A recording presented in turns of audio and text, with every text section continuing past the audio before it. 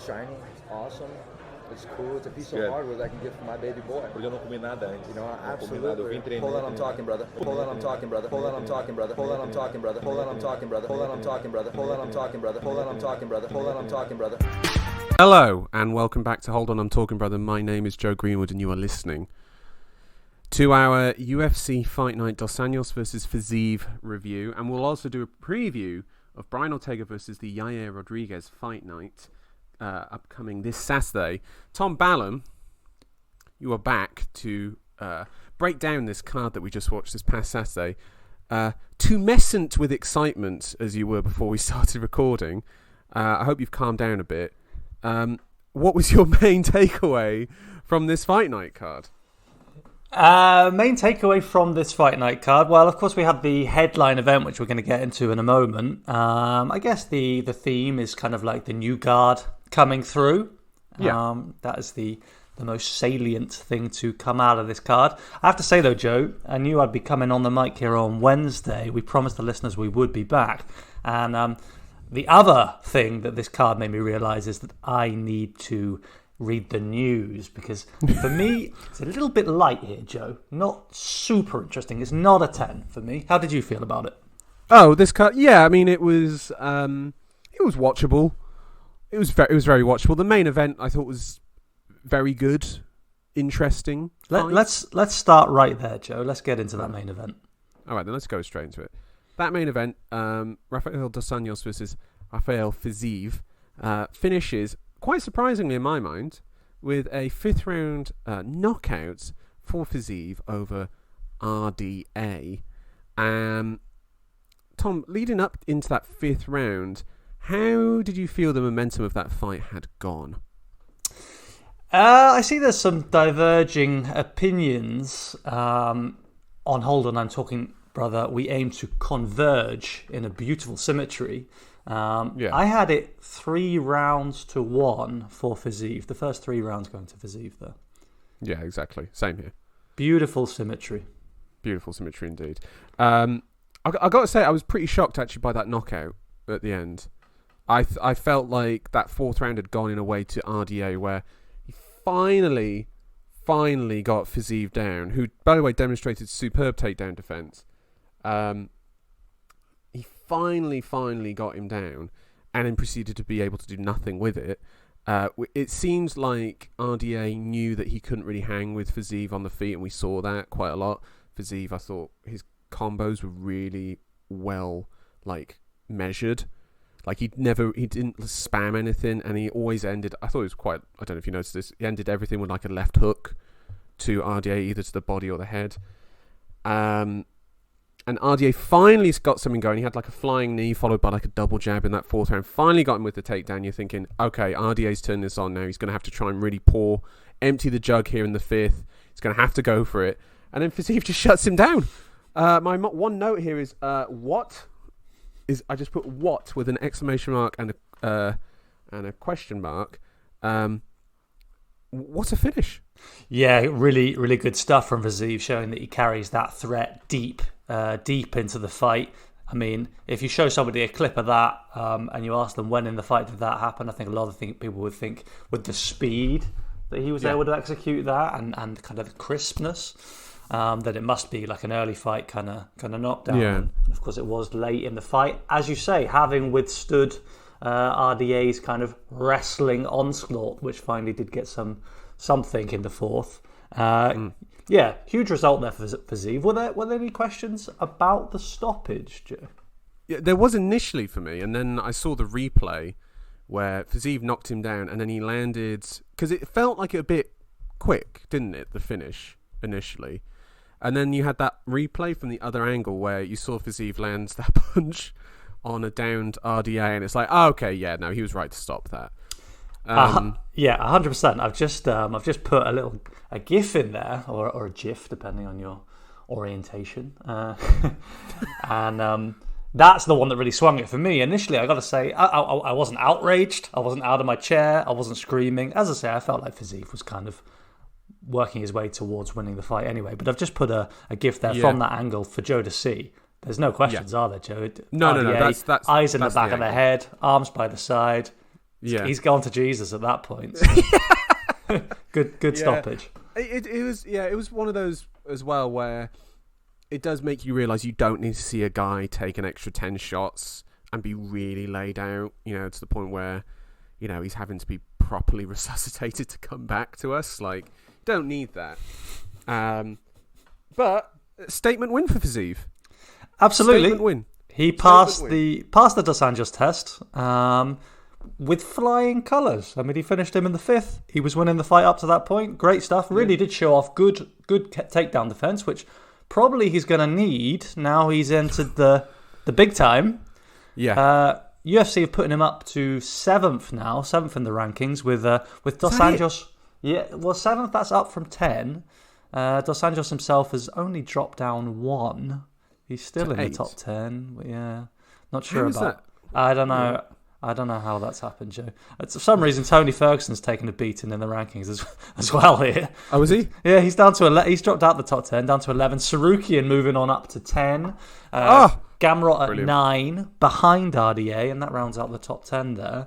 Fiziev, he wants Gaethje. What do you think, Joe? Yes, please. That's please. What that is what I want to see. Yeah, exactly. He is a real nuisance, I think, for someone like Gaethje. I feel like the Poirier fight would be a lot more difficult for Fiziev. I think Poirier is a more measured striker than Gaethje. He doesn't just go wading in with the same sort of combinations, and you saw that in the Oliveira Gaethje fight when Gaethje just swarmed him and kept going and was absolutely swinging for the fences, and Oliveira just rode it out and just, in a weird way, took his time in a 1-round finish, if that makes sense.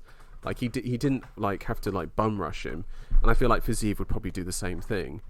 Joe, I got a little bit of an alternative perspective there, actually. I feel like the Gaethje that we've got right now, who's certainly more measured, more a technical striker, less of a kind of walk you down and swang with you kind of guy, the guy who first came into the UFC. I actually feel like this new Gaethje would have more problems with Fiziev.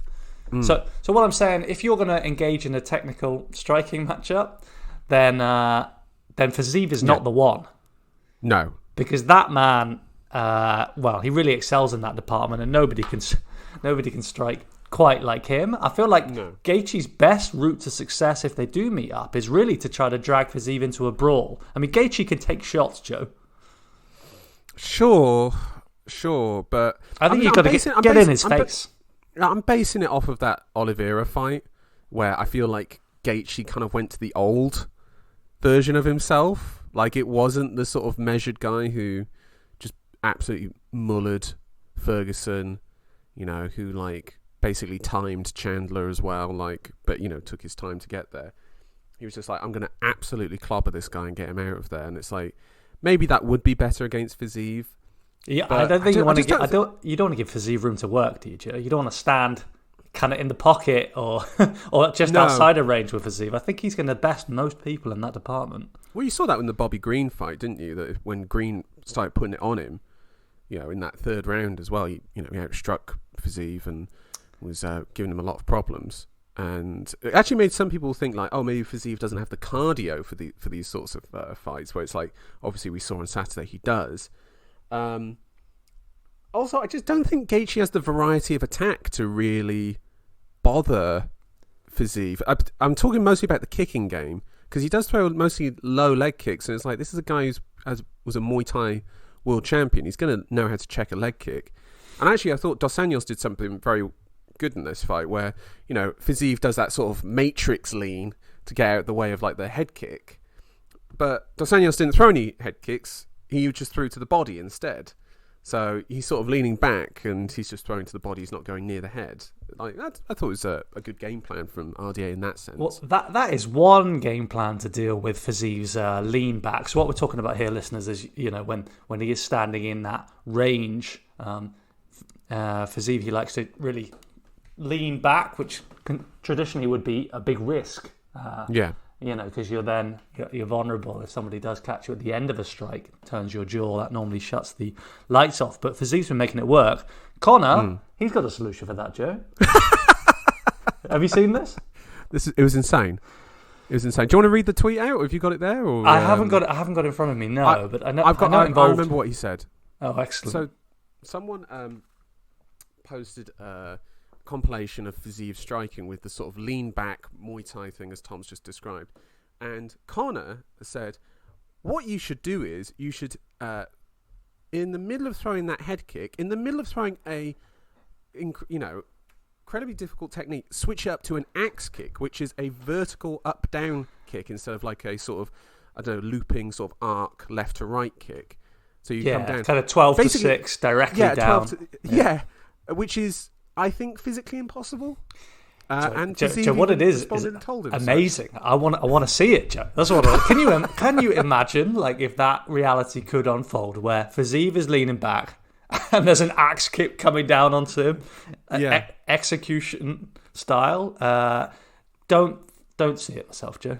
Yeah, you'd have to literally pause what you're doing on one leg and then change your motion in one leg. That's I don't think that's not going to happen. And Fiziev told Conor as such, with a very funny tweet where he said, "Maybe you should come out and train with us, and we can demonstrate why that's not possible."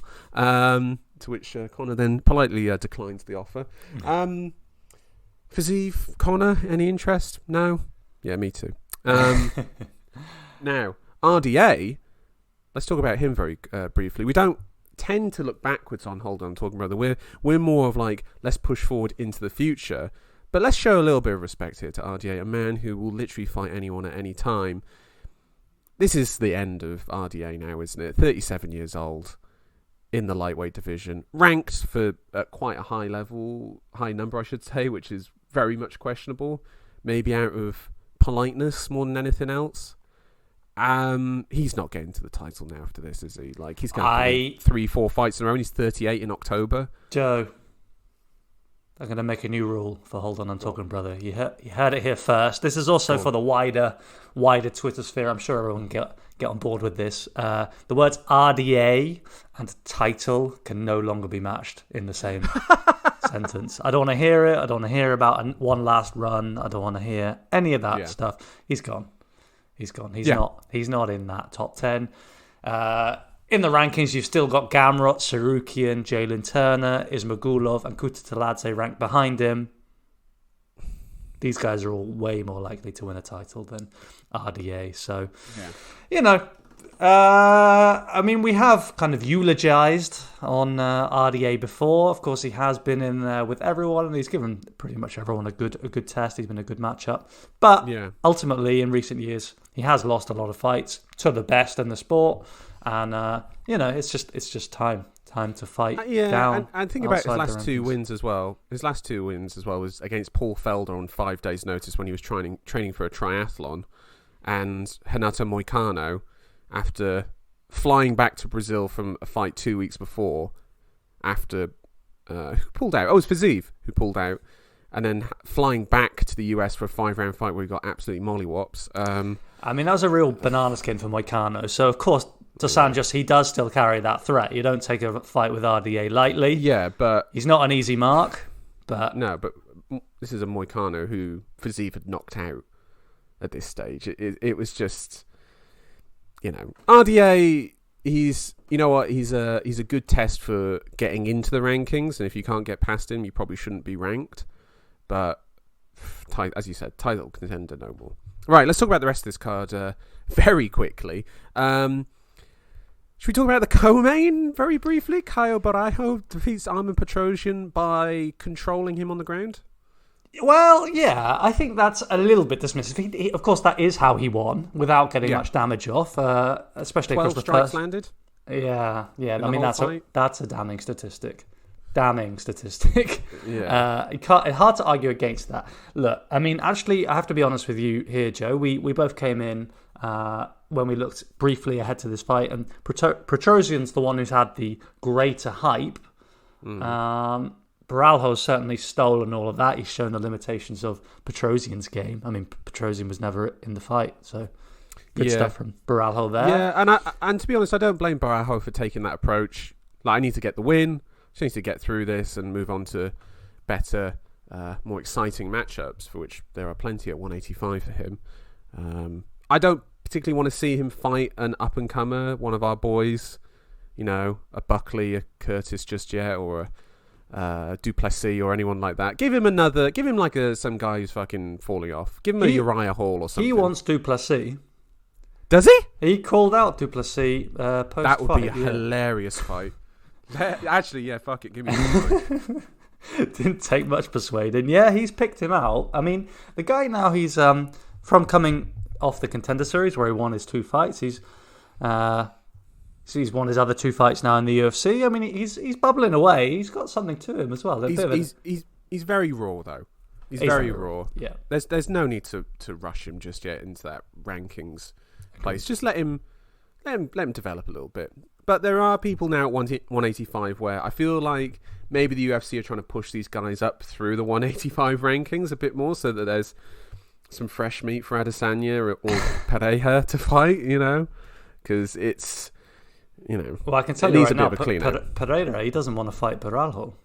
I can tell you that, Joe. But, yes. I mean, he doesn't want that. He doesn't want. He just saw what happened to his kickboxing alumni Petrosian. I don't know. Like, for me, Baralho, he announced himself a bit to me now. I'm going to be paying attention. Next time I see his name on a card, I'll take note. So good for him. Good for him indeed. Saeed Nurmagomedov defeats Douglas Silva de Andrade by unanimous decision. A lot of spinning shit in this fight. Unnecessarily so. Yeah, it was. It was a bit of nonsense, really. I thought from Nurmagomedov, going down that sort of Zabit route of if I just spin, people will like me, sort of thing.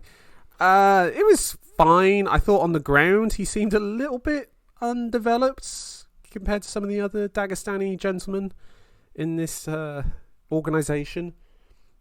But some pretty slick striking, but weird time to be choosing. He did a weird spin kick, didn't he, when he was against the fence? That I was like, that is utterly bizarre. I kind of feel like he wasn't really taking this fight seriously, and he's got the time to go and spend with other Nurmagomedovs. There are elements he can develop. So sure. It was written, bro. He's going to be able to wrestle when the time comes. Can we talk about the worst fight I've seen in a long time? Extremely briefly, Joe. Ayman Zahabi defeats Ricky Tercios by unanimous decision.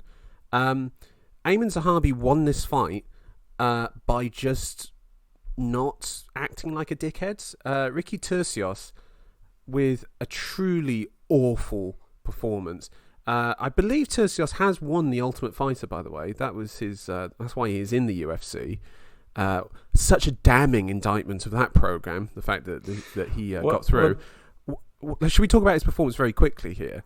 Well, Joe, I was going to say, we're talking about damning indictment of the Ultimate Fighter. I feel like giving these guys too much airtime is also damning of, hold on, I'm talking, brother. I wasn't impressed at all here. Tercios was bizarre, wasn't it? Like, he kept doing the foot stamp, what's it called? The fucking Bruce Lee hi-ya bollocks, that he was doing. He did that the entire fight. And so Zahabi kind of looked at him a bit like, this is weird. And then he was just like, I don't know, he'll come in and I'll just jab him. And then the fight ended. Tercios lost, and he seemed upset about it for some reason. So anyway, onwards and upwards. Yeah, poor show there, poor show. Should we talk about Michael Johnson very quickly? He lost a split decision to Jamie Mullarkey, thus proving that Jamie Mullarkey will not be a world champion because he has defeated Michael Johnson. Just a very good brawl. Good brawl, I think. There was some decent moments in here. Johnson with a takedown, which I thought was quite something. Personally, I had Johnson winning this fight. Me too, Joe. That was the most notable thing here for me. I thought Johnson was robbed a little bit. It seems harsh. I don't know. He's got such a strange trajectory, Michael Johnson. After the second round, I was like, oh, God, here we go again. He's going to go and lose to inferior competition. Like, this is his story. But did enough in the third then to come back and win that round for me. And then when he actually lost it, I thought that was the perfect kind of conclusion. That is his career. But we like him in the UFC. Michael Johnson, there's a place for you. Keep him around. Yeah, for sure. Just keep him having fun fights. Jamie Mullarkey, Joe, how high can he go? I mean, I think he's reached his Everest now, hasn't he? He's defeated Michael Johnson. I tried to keep a straight face. When I asked that question, he's done it. He's reached the peak. Retire now, Jamie. Well done. Yeah, not much more can happen for him on this. I don't want to talk about anything else on the rest of this card on the prelims because don't want to. Right. Anyway, should we? Let's move on, Tom. To what are we going to talk about? Tom, do you have some trivia for me? I do, Joe. I do. Go on. So, well, in the absence of some really great fights, which, let's be honest, we didn't really get at it this Saturday. It leaves the true MMA fan to contemplate the bigger things, Joe. Of course. The things that really matter. So, Joe, which country has the most UFC champions per capita? What? Per capita? Per capita. Okay, well, I'm guessing the US has the most champions, and then it's probably Brazil. Yeah, this also includes interim champions, by the way. And well, I'm guessing the US then. The US has 57 champions. Are you sure that's enough to win by per capita rankings? Per capita. I'm trying to think, but the other countries that have won titles. So I'm looking at Brazil. What would be third after that? Because there's a lot of countries that have like one. Right. Do you know what I mean? Like there's not. Oh wait, hold on. What's the smallest country then that's had? Now you're onto it, Joe. Here we go. Cogs are churning. This guy did have a bit of a story in the UFC as well. You will. I think you'll remember who it is when I tell you. Okay. He'd have a bit of a story in the UFC. It's probably coming from a small country. I'm really trying to get this. I can't. It's actually painful for me right now Joe, to even say this. Go on. Save me. He's called Conor McGregor and he comes from Ireland, Joe. Yeah. I was thinking Adesanya.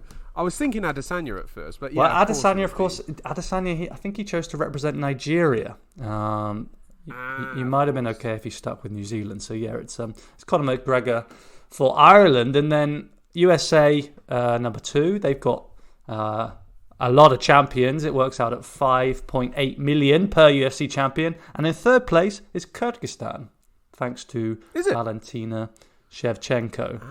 And I think on that note, you look towards Central Asia. You think about all of the kind of ex-Soviet states there. I think that's where the next decade lies, isn't it, Joe? For sure, yeah. And we're seeing it now in the rankings, aren't we? Particularly at like lightweight, where these guys are coming through. By the way, did you hear the story about Fiziev's first ever amateur fight? Muay Thai amateur fight. He had his first amateur Muay Thai fight when he was 12 years old against an 18-year-old that he won. And the referee for that match was an 18-year-old Valentina Shevchenko. And apparently they got stuck in a clinch and they refused to let go, and Shevchenko fishhooked Fiziev to get him off of his opponent. Fiziev then went on to win the decision fight against his opponent. So yes, quite something there for Fiziev. For the Fiziev origin story. I can barely get it out, but we got it there in the end.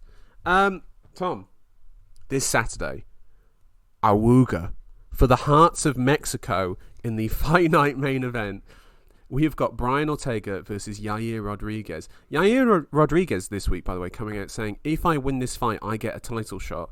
To which I say, that is number one bullshit, brother. I am not having that at all. That's bollocks, isn't it? That's bollocks, Joe. Yeah, he just got beat by Holloway just a few months ago. And pretty conclusively as well. Like, it wasn't particularly close. Yeah, I mean, the thing that was surprising is it wasn't a total demolition job. He did hang in there on the feet, at least with Holloway. Holloway having to kind of take him down to get there. But he's not near a title shot. But this is the problem, with the featherweight division right now. For me, it's Emmett or Arnold Allen. I guess Ortega or Rodriguez with a real consequential win here, with like a big statement victory. Maybe match them up, and the next one can go and fight for. But these two shouldn't be facing each other now, though, should they? Probably not. I think they should both be fighting further down. One of them should be. I mean, if we're going to go down this road, maybe Rodriguez should be fighting Allen. Yeah, like, realistically, I think that's it. I think Emmett should fight Ortega in that case. Yeah, it's just bizarre matchmaking, I guess. I mean, the UFC does seem to like Brian Ortega. I know that you were actually, at least in the past, a big Brian Ortega fan. Hey, whoa, let's just get this clear, guy. Let's just get this clear. I don't want to be associated with the character that he's since gone on to develop. This weird, like I don't know, like douchey arrogance that's evolved in him. That makes me uncomfortable. But I mean, does it really? Yeah, it does. There are moments when I like buy into it, but it's too much. It's like it seems a bit contrived to me. Oh, fair enough. Yeah, but I think the guy is absolutely legitimate. I mean, he's had some amazing stoppages in the UFC. He's definitely proved his mettle and his heart. Man can take a beating. We've seen that against Volkanovski and Holloway. Yeah. I'm high on him, Joe. I think he's a great fighter. I think that his record reads a lot better than what it actually is, in a way. You know, he had a lot of last second submission wins to Joe, get him out of trouble. Do you remember Korean Zombie versus Ortega? Yeah, I remember Zombie Ortega. That was sensational. The jiu-jitsu specialist came out with a totally evolved striking game. He was landing beautiful spinning back fists. Everything was working for him that night. He's also had the knockout over Frankie Edgar, and of course, like the jumping guillotine on Cub Swanson. These were huge moments for me. So I think at 15-2, the guy is, he's right there. He's been totally demolished by both Holloway and Volkanovski. I'm just remembering like the Clay Guida fight, like where Guida was like kind of dominating him, and then he had to turn it around in the third to get the finish. The Moicano fight, where again guillotine choke that he had to sort of like snatch to try and get Moicano out there after Moicano was winning the Diego Brandao fight. Joe, he's had a couple. I love that though. Like, isn't that an amazing fight where you've got a guy who really carries that heavy threat all the way through and has done. He's a clutch fighter. He's done what he needs to where he needs to. Guess. Look, just to establish my feelings on Ortega here. I don't think the guy's going to be a champion. No, not in this division. But I think he's an amazing guy on the roster who provides a pretty unique kind of challenge. So, yeah, fair enough. It's hard for me now to remove him from those two title fight defeats where it was so comprehensive. And it's like, all right, let's say Ortega wins on Saturday, which I think he can do. And in fact, I may even favour him for that, based mostly off of how Rodriguez fights. He shouldn't be getting a title shot, should he? I mean, he certainly should be getting a title shot, but I also favour him. I mean, I'd place Rodriguez in the same category, by the way, where he's a really interesting guy on the roster. Again, had some huge highlights, but his record actually in hindsight isn't that great. And also his style, I think, because he's got such a kick-heavy style, and some of his kicks where he doesn't land them or get close to them, something really wild. He does sometimes like risk. Fall over. Yeah, fall over and then like... Don't be doing that with Brian Ortega, Joe. Exactly. You want to be keeping this, Keep your limbs to yourself. Yeah, you want this to be basically a boxing match, don't you? You want to keep your your feet planted. I don't know. I don't see this working out well for Rodriguez personally, but my picks on the last Fight Night card were horrendous, so I don't know how much you should really pay much attention to what I say. Should we talk about the rest of this card quickly? Michelle Waterson, Amanda Lemos pass. The Leech is back. Hell yes, against Muslim Salikov. That is a banging fight. Yeah, he lives again, rides again after that last loss to Hamza. Hamza, yeah. It's good to see him back. Yeah, I mean, he's a willing guy. He's always shown a lot of respect. Yeah. But, hard to get excited about Salikov now at 38 coming in.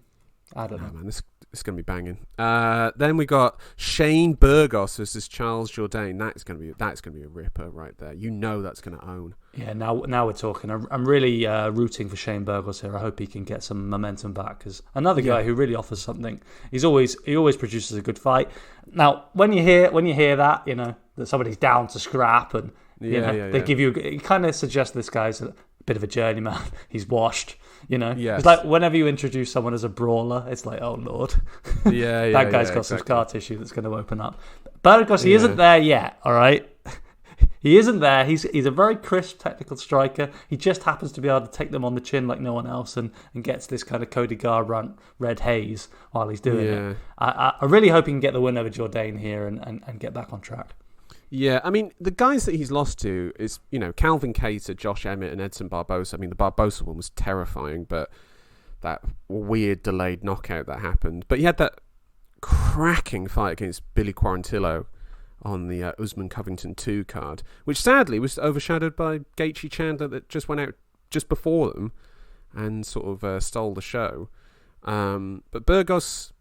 Yeah, I'm rooting for him in this fight. I really want him to sort of start climbing up the rankings, because he's a real test. You know, really puts it on people, and looking forward to that. You've also got. Just let me ask one quick question there, Joe. Go on. Yair Rodriguez versus Shane Burgos. Who you got?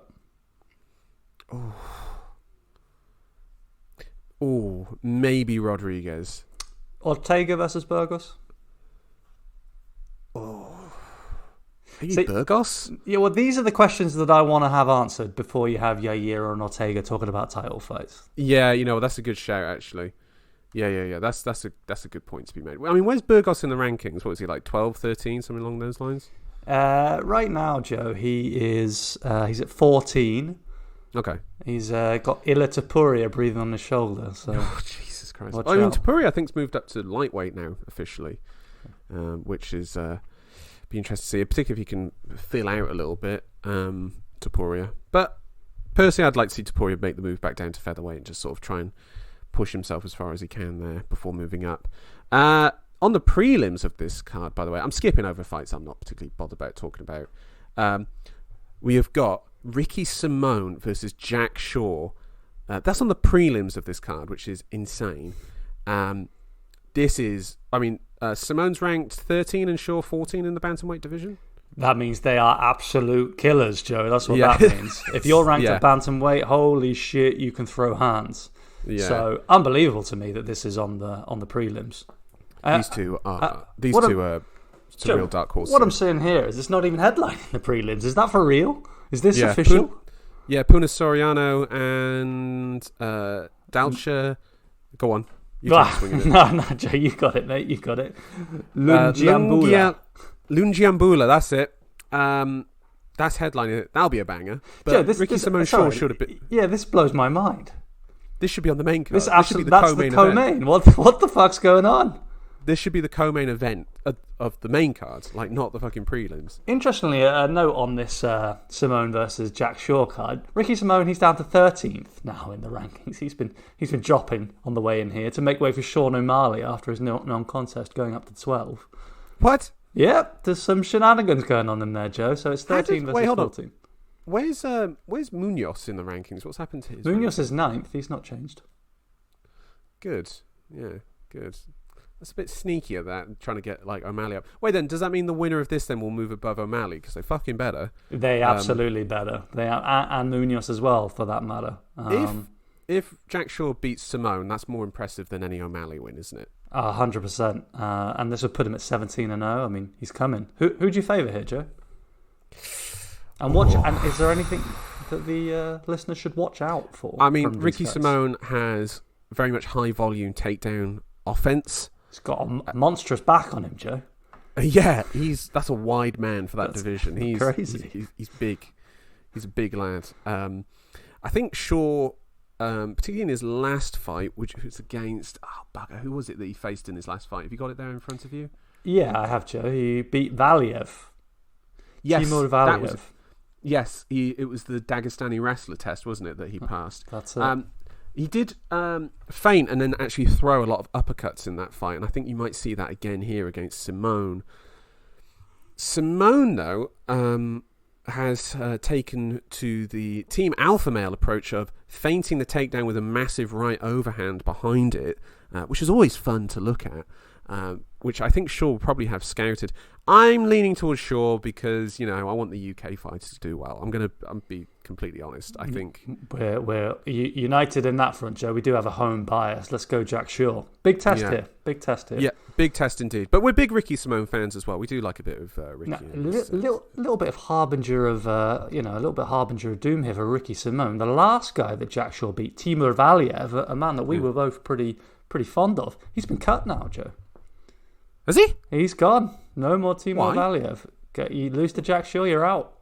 Jesus. Wait, hold on. Had he lost quite a few fights in a row, Valiev? No, he had not. He absolutely had not. In fact, his fight before that was beating Barcelos. And before that, he's lost 3 fights in his entire career. Absolutely, Joe. He must have pissed someone off. He must have annoyed someone. Maybe he's got some. He is, of course, Dagestani. Maybe there's some pro war stuff. I don't know. I'm speculating. Maybe. But he's gone. Joe, the thing is, 18-3 at bantamweight. That's just a middling record. That's true, isn't it? It's true. That's a really good point. Some killers out there, Joe. Anything else on this card you want to preview? I just want to shout out Matt Schnell. This is Suma Deji. Again, apologies for the pronunciation. Flyweight, that'll be banging. Yeah, we don't want to lose the Tibetan listeners there, Joe. But so if anyone can correct us, please email in. Please do. Always happy to be corrected on that sort of thing. And then, of course, the fight that we missed so much on the pay-per-view, the last pay-per-view, Lauren Murphy versus Miesha Tate. Apparently, for Miesha Tate, a number 1 contenders fight. So let's go, Lauren Murphy. I don't need to see Miesha Tate versus Shevchenko. That's a load of nonsense, in my opinion. Right, let's talk about the news. And there's one news item I particularly want to talk about. Next week is UFC London 2 for 2022. They are back, literally 4 months after the last one. And some good news, depending on your point of view. Darren Till is out of his fight against Jack Hermansson. And stepping in on 3 weeks' notice is Chris Curtis. Now, let's talk about this. Chris Curtis in 2019 retired from MMA. He's fighting in the LFA, wasn't going anywhere, was unhappy with how it was going, and he thought, I'm not going to make a career out of this. Gets his shot on the Contender Series, and now is in the UFC and is fucking making the most of it. And I've got to say, fair play to Chris Curtis. And also, if he beats Hermansson, he has to go straight into the top 10, doesn't he, at middleweight? I mean, this is an incredible story, Joe. Great job previewing it there. The man has won his 3 fights here in the UFC, beating Brendan Allen, Phil Hawes, and, of course, last time out, Rodolfo Vieira. Now, that Phil Hawes win, that's really aging very, very well now. Yeah. He's gone 8-0, Chris Curtis, from that pivotal moment back in the PFL. So he's definitely a fighter that does major props. All around seems to be a very nice guy. And credit to him for stepping in here. It is a winnable fight against Hermansson, is it not? Yeah, Hermansson, he, like kind of Vieira, I think Hermansson had this moment a few years ago where it's like, oh, could this guy become like a bit of a dark horse at middleweight? He's got some really interesting grappling. His jiu-jitsu is like, really advanced. But he just cannot take anyone down. And you saw that in the Vieira-Curtis fight, was that Vieira was spamming these takedowns and Curtis absolutely squashed all of them. And you've seen this before with Hermansson. Goes into that first round, can't take anyone down, gets frustrated, and then starts like his striking becomes ragged and loose. And I think Chris Curtis knows this and will ride out that first round as best he can, knowing that from the second and third round he'll be able to possibly take over against Hermansson. Yeah, and also, Curtis has that knockout power in his hands, whereas Hermansson doesn't really. Good test for Curtis here. Looking forward to it. Yeah, massively so. What else is there to talk about in the news? Nothing much, really. Tom, do you want to wrap us up here? What have you got for us? Yeah, Joe, I was going to bring a few more news items there. Sorry, do you have to go, Joe? No, not at all. Teasing the listeners there, you're making a lot of people sad. Faint from Hold On, I'm Talking, brother. So, I mean, Usman, he's been making news this week about going up to light heavyweight, squared up with Jan Blachowicz. Is that for real? No, that's not going to happen. What do you make of this, Joe? Okay. What are the look at the light heavyweight rankings right now, if you've got them in front of you. I've got them in front of me. Is there anyone there that you think Usman can beat? That's a hell of a question. How big can Usman get? How much juice can he inflate himself with before the fight? Well, I watched an interview yesterday with Michael Chiesa, who is, a welterweight and is a big welterweight.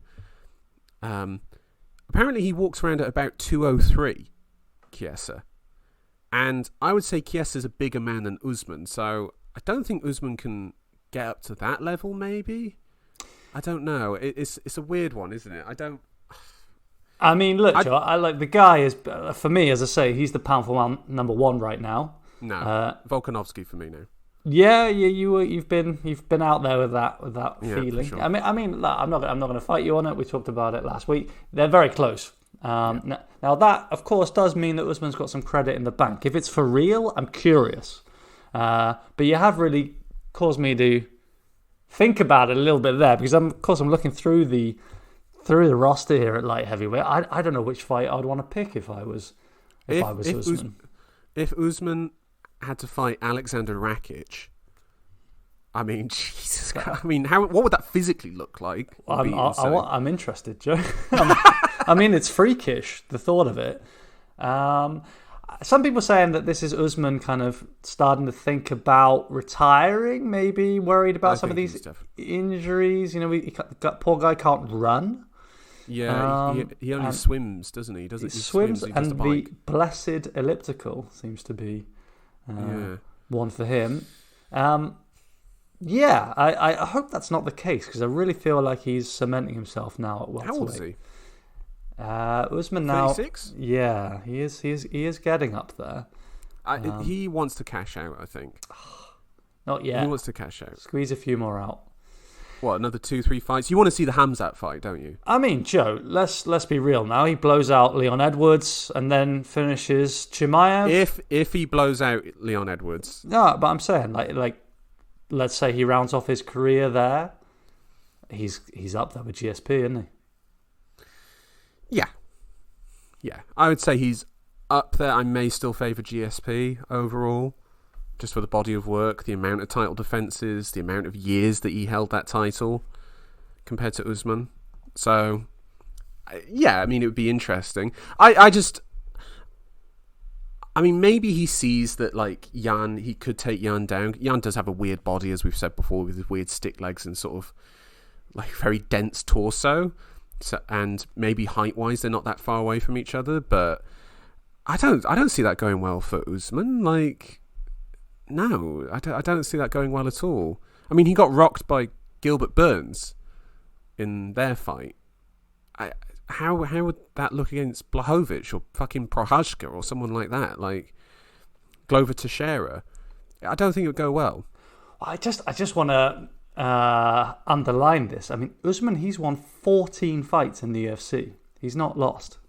That's insane, isn't it? That is a hell of a record. He's not been fighting bums, Joe. He's fought Leon Edwards. He's fought Sean Strickland. He's fought Damian Maia, Dos Anjos.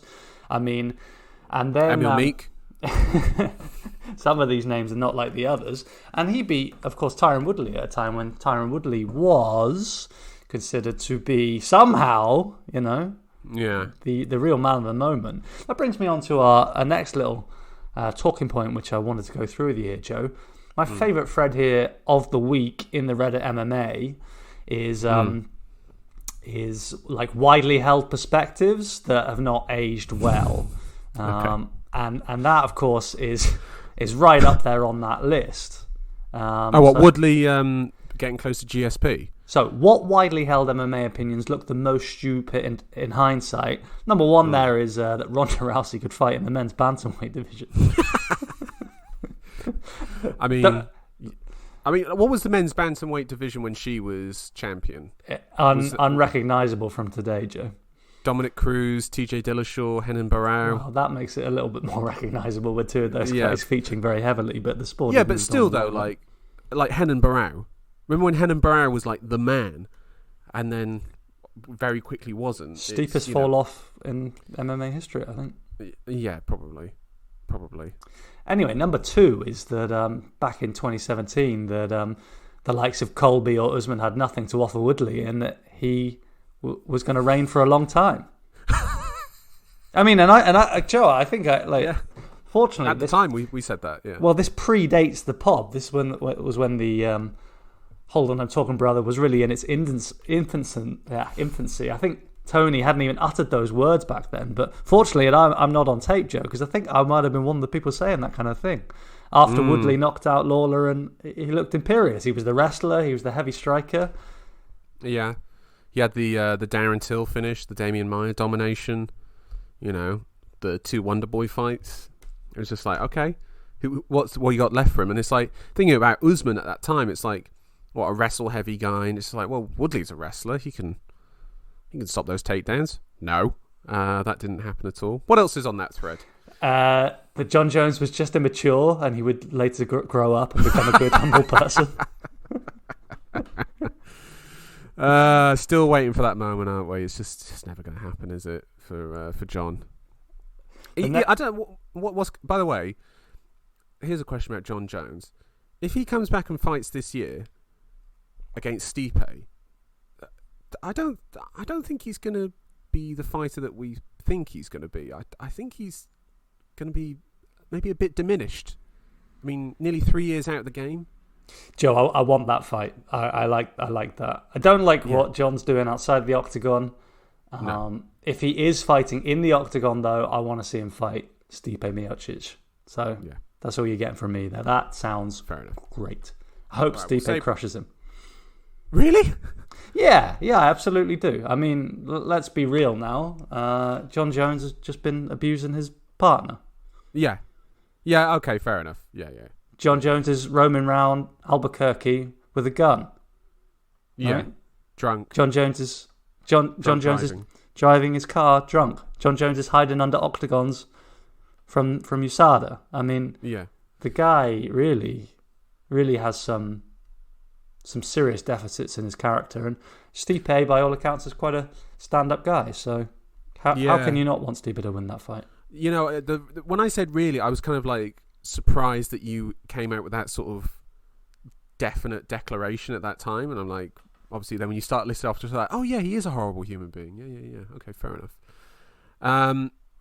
Anyway, give me some more stuff on that. Well, for the listeners out there, just on Jones, there is a mixed mollywoppery video about Jones's trials and tribulations. Great watch. Really recommend you go out there and watch that.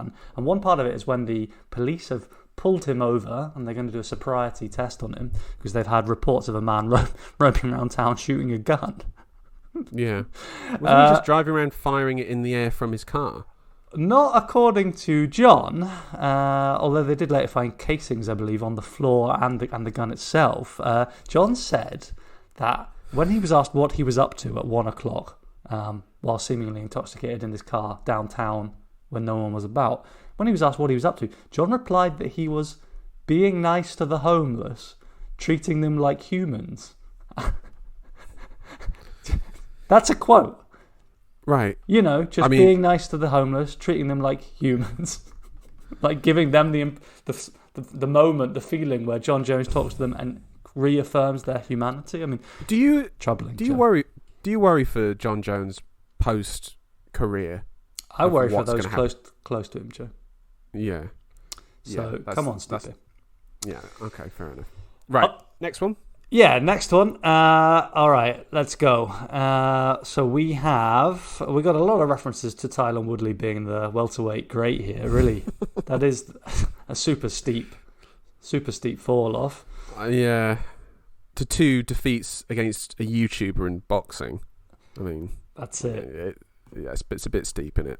Next one is about Askren's success. I was wondering if Askren was going to be next, but yeah, go on. What would your hot take be here, Joe? How would you answer this question? Anything comes to mind? What at the time? A widely held MMA opinion That he was going to be the guy to beat GSP. That he could come back and defeat GSP.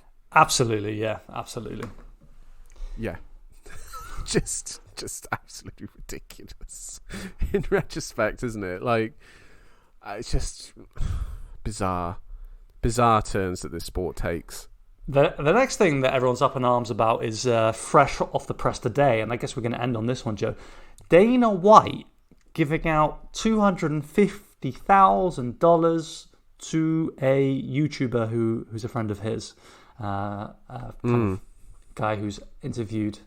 I had to Google this before the pod, by the way. I don't know anything about this guy from the Nelk Boys, if that means anything to you. Nelk Crew, something to that effect. Idea. Well, the guy. Isn't that? I thought that was like an animal that you get milk from. Nelk, Joe. Nelk. Right. Anyway, Dana White has seen fit to bequeath this man $250,000 for his birthday. A couple of the fighters are a little bit upset about this, Joe. Yeah. As you might expect. You've got Louis Smolka here, who I think has also just been cut from the UFC, by the way.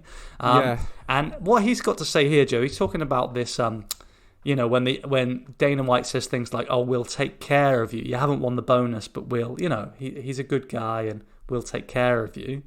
Louis Smolka's saying here that he had that same story after his debut, and they did indeed send him some money, although he didn't get the bonus because Romero was fighting Brunson that night. Oh, right. Okay. It wasn't 250,000, Joe. It was 10K, which he then had to go and split with his team. So he ended up with about $3,000. It's so grim, isn't it? Particularly when you look at like how the UFC, we talk about it, always gets talked about a lot, is how the revenue is distributed. And 18% of UFC revenue goes to the fighters' pay. That's against 50% in most other sports in North America. So yeah, even the Premier League as well, I think, is around about 50%. Right. Here in England, and it's like, yeah, that's kind of how it should be. Like that's about, they make the product for you. Well, they are the sport. Now, Joe, look, I love watching the best fight the best. I love watching fighters meeting at their peaks, and I love the UFC having the power to make those fights. Now, there's a problem there in that the only reason they have that power is that, that they have got the fighters on such a tight leash. Yeah. Am I a really bad person? Like, I want to see them. Of course, the pay is inequitable, but I feel like if they were earning a 50% split of the revenue, is that in any way intertwined with that? Are you suggesting that if they were paid more, they'd be less inclined to fight more? I think that's certainly true. Now, I don't want to put anybody past their limits. I'm not a fighter. I can't imagine what it's like to be in camp all the time, fighting 5 times a year. And if that should not be a motivator that you need the money to do that. That's horrible. I don't want to be a proponent of that. I'm just saying we get some great fights here in the UFC. I think we'd still. This is the thing, is that like, I think, okay, let's say that a fighter, if they fight 3 times a year and they win 3 times, let's say they earn $250,000, let's say, and then they have to cut that with their gym, manager, taxes, all that. If they were able to then earn $250,000 in one fight, they're not going to be like, well, I only have to fight once a year now. They're still going to be thinking, I can fight 3 times a year and earn $750,000 instead. And the more money that they have and the more money that they earn is the more money that they can then invest more time into training and get even better. The gyms can then invest more in themselves and make themselves even better as well. The money in of itself, I don't think would be a factor of making them less motivated. In a way, it would make them more motivated because they wouldn't have to think about the outside earning potential that they'd have to then take on. Like, Jeff Neal fucking fighting in the UFC and still working in a restaurant. I mean, Joe, look, there's no way I'm not in the way of fighter pay. I can't even take that argument for kind of playing devil's advocate. They need health insurance. They need to be looked after. All of this is way overdone. We're in unanimous agreement. It's just we have got the spectre of boxing, which is really just a tragedy. But that's not going to happen though here because it's one league.